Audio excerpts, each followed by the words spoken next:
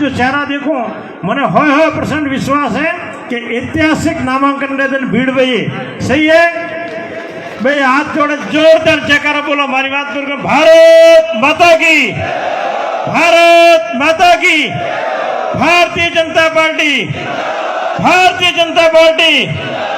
देवजी भाई आगे बढ़ो, देवजी भाई आगे बढ़ो। बहुत बहुत धन्यवाद।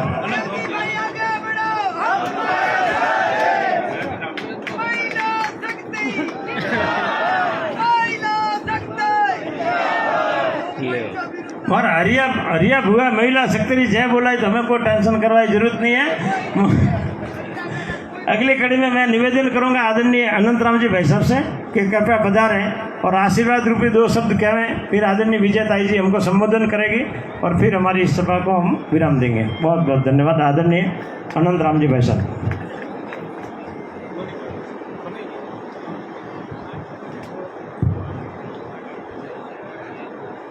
भारत माता की।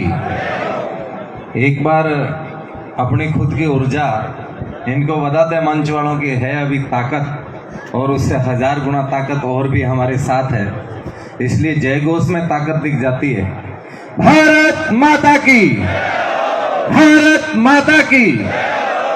मंच पर विराजमान हमारे यहाँ के लोकप्रिय सांसद और वर्तमान में सांचौर विधानसभा के भारतीय जनता पार्टी के प्रत्याशी आदरणीय देवजी भाई पटेल, उनके पास में ही लगातार पिछले 1 वर्ष से राजस्थान के अंदर 365 दिन काम करने वाली और राजस्थान के सह प्रभारी आदरणीय विजया राहटकर जी के लिए भी एक बार जोरदार तालियां।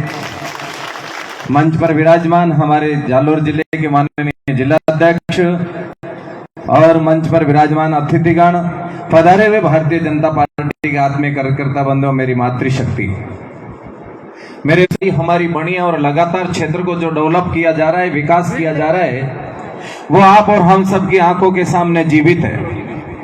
यदि आज किसी के घर में मकान बनता हुआ देख लेते हैं तो कोई व्यक्ति यदि पूछ भी लेता है कि ये मकान कौन बना रहा है, अगला व्यक्ति ये नहीं कहता है कि मकान मैं बना रहा हूं। अगले व्यक्ति के मुंह के शब्द निकलते हैं ये प्रधानमंत्री आवास बन रहा है।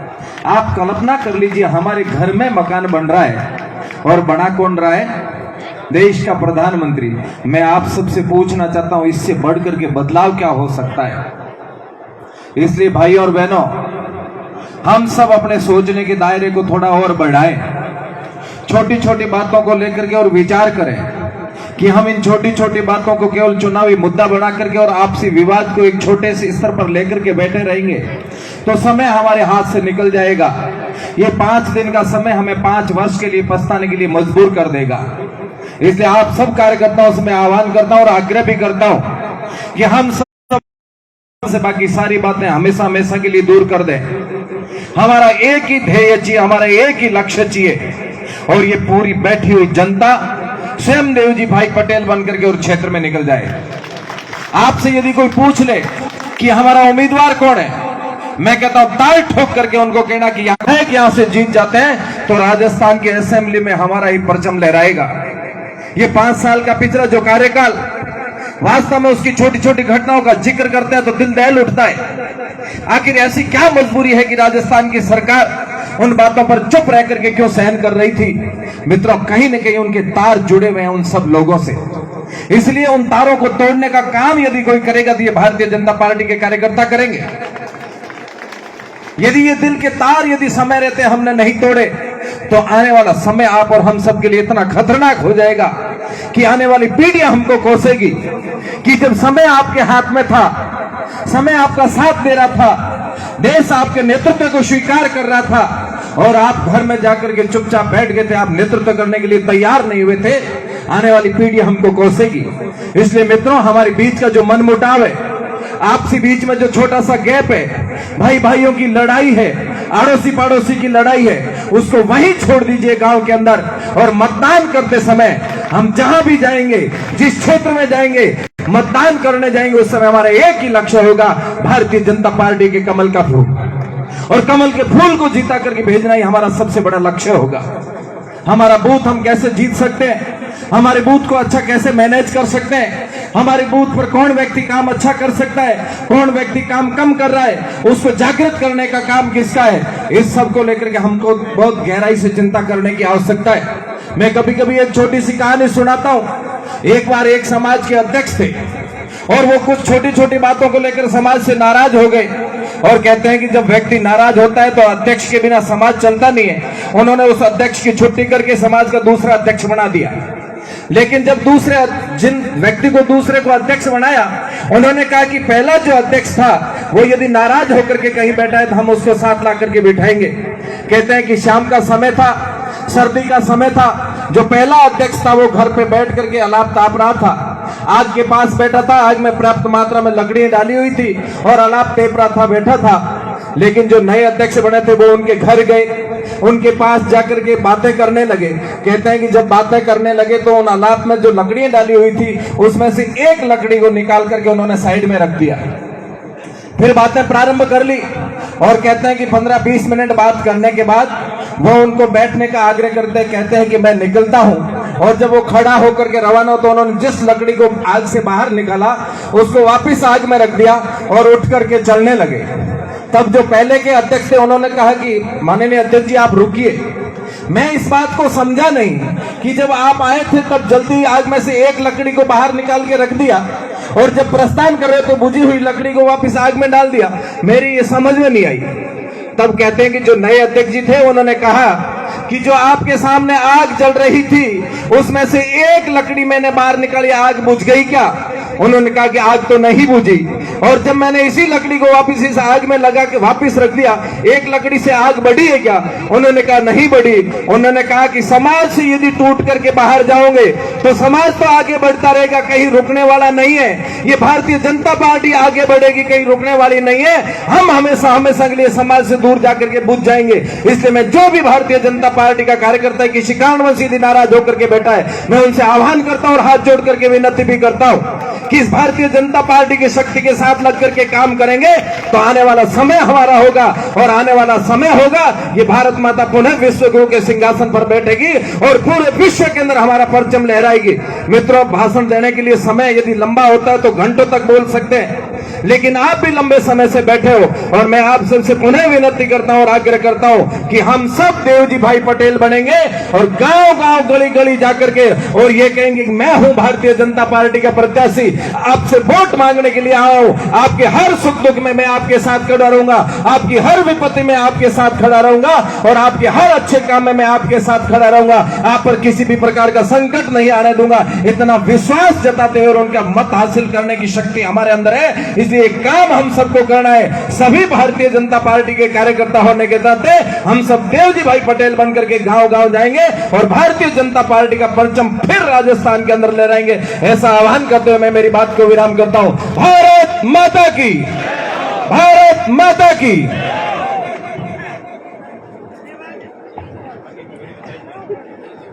अब आगे की कड़ी में हमारे मार्गदर्शन करने के लिए हमारे बीच में हमारे प्रदेश मंत्री, राष्ट्रीय मंत्री श्रीमान विजयता जी से मैं निवेदन करूंगा कि आप आएं और हमारा मार्गदर्शन करें।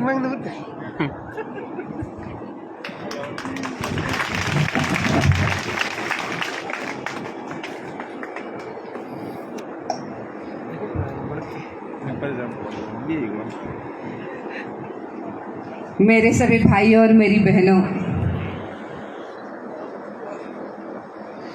आपके पास जो ऊर्जा है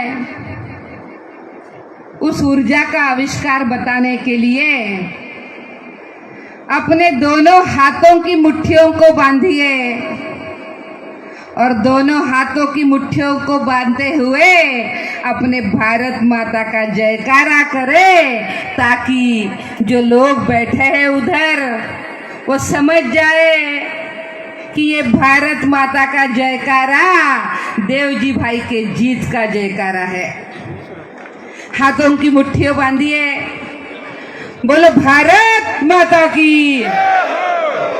भैया आवाज छोटी है, अपनी ऊर्जा बताओ। भारत माता की, भारत माता की, वंदे वंदे मातरम मातरम। आप सभी का बहुत बहुत धन्यवाद। आज की हमारे इस बैठक के लिए यहाँ पर उपस्थित अपने जिले के अपने लोकप्रिय सांसद और सांचौर विधानसभा के प्रत्याशी आदरणीय देवजी भाई पटेल, उनके साथ इस मंच पर सुशोभित कर रहे हैं ऐसे हमारे लोकप्रिय जिलाध्यक्ष आदरणीय श्रवण सिंह जी राव, जिनका आपने इतना ऊर्जा भरा भाषण सुना, ऐसे भारतीय जनता पार्टी के प्रदेश के मंत्री श्री अनंतराम बिश्नोई, हम सभी के लिए यहाँ पर आए हुए इतने दूर से आए हैं ऐसे हमारे 2 विधायक भाई जो कि हिमाचल प्रदेश से आए हैं, उनका भी मैं बहुत बहुत स्वागत करती हूँ। और इस मंच पर उपस्थित हमारा सभी भारतीय जनता पार्टी का यहाँ का नेतृत्व और मेरे सामने बैठे हुए मेरे सभी भाइयों और मेरी बहनों, चुनाव शुरू हो गया, चुनाव की लड़ाई शुरू हो गई। बाकी पार्टी जो चुनाव लड़ते हैं वो चुनाव सिर्फ सत्ता के लिए लड़ते हैं, पर भारतीय जनता पार्टी ऐसी पार्टी है जो चुनाव सिर्फ जीतने के लिए नहीं लड़ते हैं, तो लोगों की सेवा करने के लिए चुनाव लड़ते हैं, जीत कर आते हैं और जनता की सेवा करते रहते हैं। मैं जो आपको कह रही हूँ वो आपके ध्यान में आया होगा। अपने यशस्वी प्रधानमंत्री आदरणीय नरेंद्र भाई मोदी जी ने आज तक जो जो बातें हमें कही है वो सब बातें करी है, कोई बात हवा हवाई में नहीं। और दूसरी तरफ जब हम राजस्थान की बात करते हैं तो राजस्थान में अशोक गहलोत जी के नेतृत्व में जो कांग्रेस की सरकार चल रही है, ये तो मात्र और मात्र झूठी सरकार है। 5 साल पहले उन्होंने वादे करे, झूठे वादे किए, आज भी उसमें से कोई वादा पूरा नहीं हुआ और अभी उसके बाद फिर से रेवड़ियां बांटना शुरू हो गया है। अब कह रहे हैं कि हम ये गारंटी देंगे, वो गारंटी देंगे, वो गारंटी देंगे। गहलोत जी को मुझे पूछना है कि गहलोत जी, आपने तो 5 साल पहले कहा था हमारे किसानों को कि 1, 2, 3, 4, 5, 10 हम गिनेंगे, उससे पहले आपकी कर्जा माफी होगी। कहाँ कर्जा माफी हुई? मुझे आपको पूछना है कि आपने तो तब कहा था, वो गारंटी आपकी कहाँ गई कि जो आज आप नई गारंटी दे रहे हैं? इसके बजाय गहलोत जी, आप आज अगर गारंटी देते हैं कि इस गुजरात की जो हमारी सम्माननीय बहू बेटियां हैं, उनके सुरक्षा के लिए मैं काम करूंगा, मेरी सरकार काम करेगी, ये मेरी गारंटी है। गहलोत जी, अगर हिम्मत है तो आइए और हमारे बेटियां, हमारी जो बहनें हैं, उनकी सुरक्षा की और सम्मान की गारंटी दे दीजिए। आज राजस्थान त्रस्त है, पेपर लीक के मामले रोज सामने आए हैं। यहाँ पे अनेक पिता बैठे होंगे, अनेक माता बैठी होंगी, जिस माताओं को और पिता को लगता है कि मेरे बेटे को एक सरकारी नौकरी मिल जाए। आज 1 नहीं, 2 नहीं, 5 नहीं, 10 नहीं, 18 एग्जाम हो गई, सभी के सभी पेपर लीक हो गए। हमारे युवाओं के साथ खिलवाड़, उनके भविष्य के साथ खिलवाड़, महिलाओं के साथ इतने अत्याचार, इतने दुराचार कि आज राजस्थान रेप के मामले में नंबर 1 प्रदेश बन गया है। इनके सरकार को शर्म करनी चाहिए इस विषय पे। रोज के रोज नाबालिग बेटियों के साथ बलात्कार हो रहे हैं और उसी के साथ साथ हमारे प्रदेश के जो SC है, ST है, उनके साथ भी दुर्व्यवहार हो रहे हैं, उनको भी तकलीफ हो रही है। इनके भी मामले में, अत्याचार के मामले में आज राजस्थान बहुत आगे चल रहा है। और उसी के साथ साथ जब बात आती है कानून सुव्यवस्था की, तो कानून और सुव्यवस्था खत्म हो गई है और तुष्टीकरण की राजनीति शुरू हो गई है। ये तुष्टीकरण की राजनीति आज राजस्थान को बड़ा नुकसान पहुंचा रही है, भारी हो रही है। कहीं राम मंदिर, कहीं राम दरबार ढहा जा रहा है, कहीं शिवलिंग उखाड़ दिया जा रहा है और इस तरीके से सनातन धर्म के ऊपर आंच आ रही है।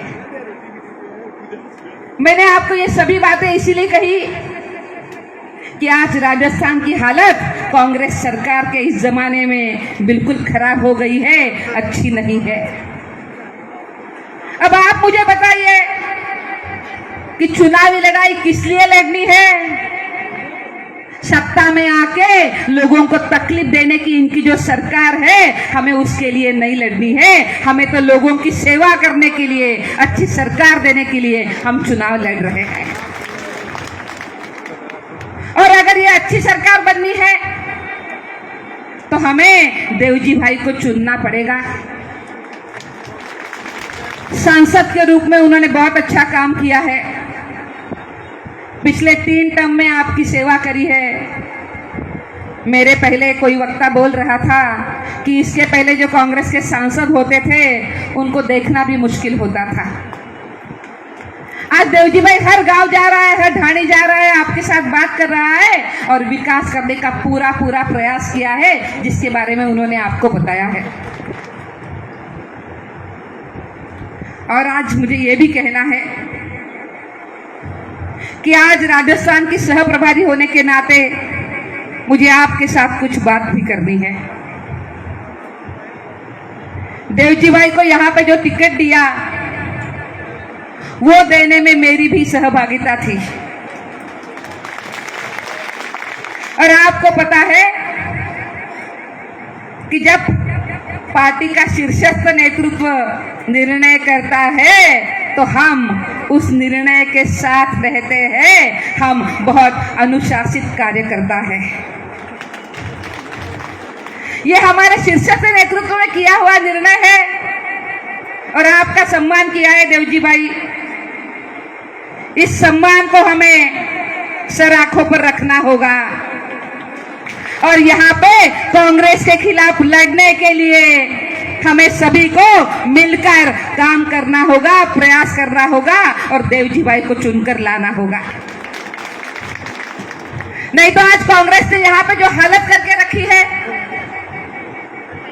ड्रग्स का अड्डा बन गया है सांचौर। बहू बेटी रास्ते में इतने गड्ढे हैं, का गड्ढे में चल रहे हैं, रास्ते में चल रहे हैं, समझ में नहीं आ रहा। पानी की हालत खराब है और कांग्रेस के विधायक आज भ्रष्टाचार करने में मग्न है, लिप्त है। ये हमारी अपनी, इनको पता भी नहीं था कि इनको टिकट मिल रहा है, इनको कोई पता नहीं था, पर शीर्षस्थ नेतृत्व में निर्णय किया और हमने वो मान के हमने काम करना शुरू कर दिया। कोई गलती नहीं है, इनको कुछ पता भी नहीं था। हमारे दोनों भाई जीवाराम जी, दानाराम जी हमारे अपने हैं, हमारे अपने भाई हैं। दुख हो सकता है, उसके लिए, अपनों के लिए हम प्रयास करेंगे। आप नहीं है, दो भाई थोड़ी झगड़ते हैं। घर के हमारे वडील ने एक निर्णय किया है, मिलकर ही चलना है। जब मिलकर चलते हैं तभी वडील का सम्मान होता है, ये भी हम समझते हैं। मुझे उनको भी कहना है कि हमारे वडील ने निर्णय किया है, उसको हम मानेंगे और साथ चलेंगे, मिलकर चलेंगे। अगर आवश्यक है तो मैं उनके साथ भी आज जाऊंगी, बात करूंगी। अपने हैं, हम अपने प्रयासों में कोई कमी नहीं रखेंगे, साथ लेकर चलेंगे। पर बात तय है और वो बात यही है कि शीर्षस्थ नेतृत्व ने निर्णय किया है, हम मिलकर आगे जाएंगे और कांग्रेस के साथ हम लड़ेंगे। अनुशासन प्रिय ऐसे कार्यकर्ता है जिन्होंने इस पार्टी के लिए, कमल खिलाने के लिए अपनी जिंदगी बिता दी है। मुझे आपको एक ही बात कहनी है कि अभी हमें सिर्फ एक ही बात दिखनी चाहिए। वो बात है यहाँ पे भारी वोटों के साथ देवजी भाई की विजय। यही एक बात यहाँ पे होनी चाहिए, इसके अलावा कोई बात नहीं होनी चाहिए।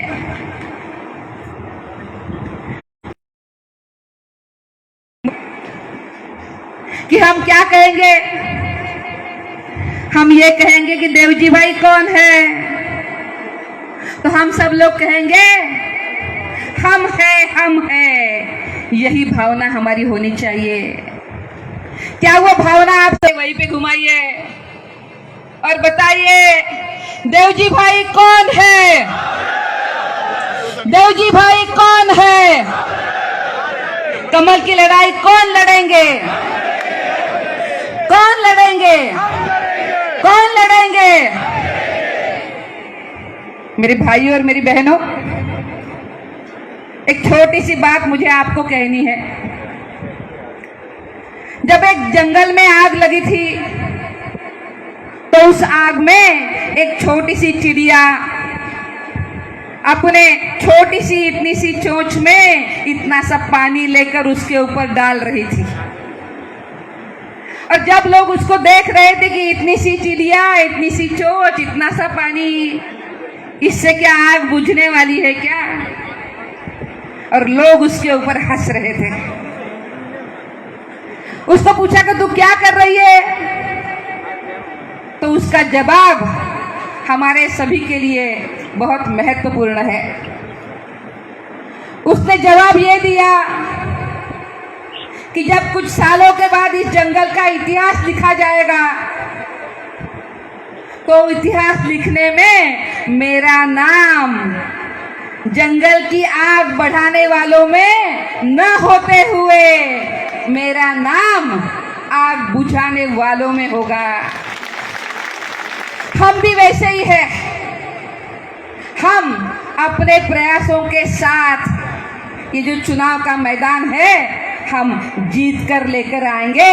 हम हर एक जीत के लिए हमारे हर एक प्रयास हम करेंगे।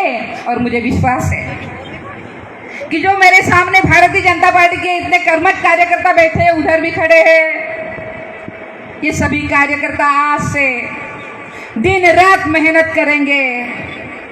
हमने प्रण किया है देवजी भाई कौन है, तो हम है, हम है। हम आने वाले 25 तारीख तक दिन रात मेहनत करेंगे। और ये जो कांग्रेस के खिलाफ की हमारी जो लड़ाई है, इस लड़ाई को हम बुलंद करेंगे और देवजी भाई का जीत हम पक्का करेंगे भारी बहुमतों के साथ। अगर राजस्थान में पहला कमल कहीं खिलता है तो वो कहाँ खिलेगा? कहाँ खिलेगा? भैया बोलो कहाँ खिलेगा? आप बोलो कहाँ खिलेगा कमल? सांचौर में खिलेगा। मुझे विश्वास है कि मेरे ये सभी भाई वो काम बहुत अच्छा करेंगे। ये अच्छे काम के लिए मैं आपको बहुत बहुत शुभकामनाएं देती हूँ। और मेरे साथ बोलिए भारत माता की जय श्री राम, जय श्री राम। हर हर हर हर हर हर। आप सभी का बहुत बहुत धन्यवाद।